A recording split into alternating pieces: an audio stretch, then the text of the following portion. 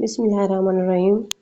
अस्सलाम वालेकुम। मां यासर बलोच अॼु जे हिकु नए टॉपिक सां गॾु अॼु जो जेको असांजो टॉपिक आहे उहो आहे सफ़रनामो। जेका इहा सिंधी अदब जे हिकिड़े अहम नसर जे हिकु अहम सिंफ़नि मां हिकु इहा सिंफ़ आहे जंहिंखे जेको लेखक हूंदो आहे या जेको जंहिंजो सफ़रनामो त जंहिं कंहिं मुल्क में घुमणु वेंदो आहे उहो पंहिंजे उन सफ़र जे बारे में जॾहिं लिखंदो आहे त उनखे सफ़रनामो चयो वेंदो आहे। त हलूं था पंहिंजे पहिरें MCQs जे तरफ़।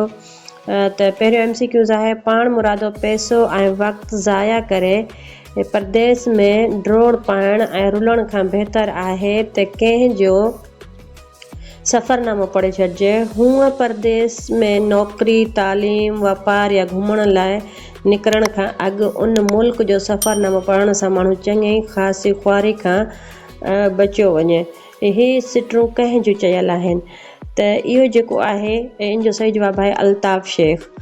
जीअं त जेके सिंधी अदब में जेके सभ खां घणे में घणा जेके सफ़रनामा आहिनि उहे बि अल्ताफ़ शेख जा आहिनि।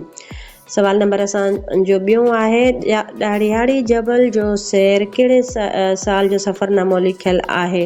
त इहो जेको आहे 1900 ईस्वी में लिखियलु आहे। सवाल नंबर असांजो टियों आहे, मुसाफ़िरीअ जो मज़ो नाले सफ़रनामो कंहिंजो लिखियलु आहे? त इहो लालचंद अमरिनोमल जो लिखियलु आहे।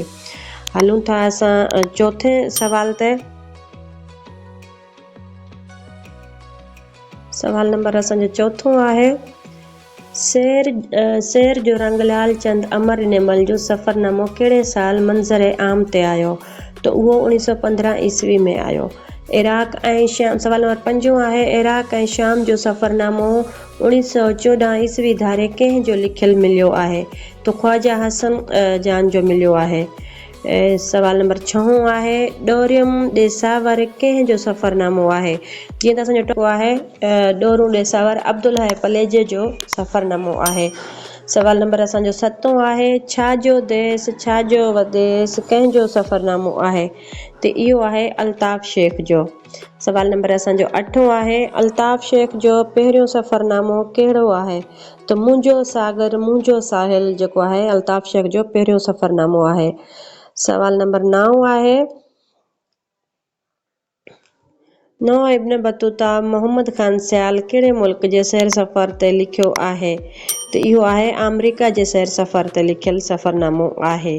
सवाल नंबर 10 असांजो आहे, ख़बरूं खेड़ाइण जो 1922 ईस्वी जो लिखियलु सफ़रनामो लिखियलु आहे जंहिंजो लेखक अल्ताफ़ शेख आहे। अवां ॿुधायो त हीउ कहिड़े मुल्क जे सैर सफ़र ते लिखियलु आहे? त इहो जेको आहे मलेशिया जे सैर सफ़र ते लिखियलु आहे। सवाल नंबर असांजो 11 आहे, सिंध जो सैलानी कंहिंजो सफ़रनामो आहे? त इहो भेरूमल मेहरचंद आडवाणी जो आहे।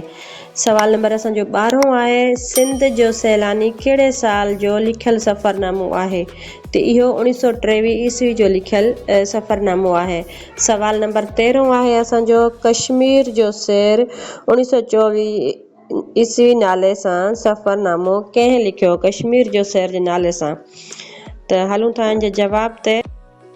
सवाल नंबर 16 आहे असांजो, मिर्ज़ा कलीच बेग जो अजाइब गराइब सफ़रनामो कहिड़े साल जो लिखियलु आहे? त इहो 1914 ईस्वी जो लिखियलु आहे।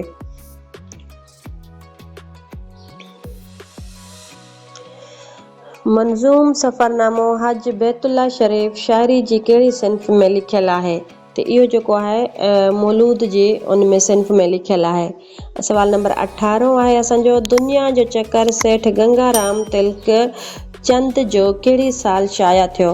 त इहो आहे 1934 ईस्वी में। 1934 ईस्वी में। सिंध जे दरबार जेम्स ब्रन्स जे सफ़रनामे जो तर्जुमो कंहिं कयो?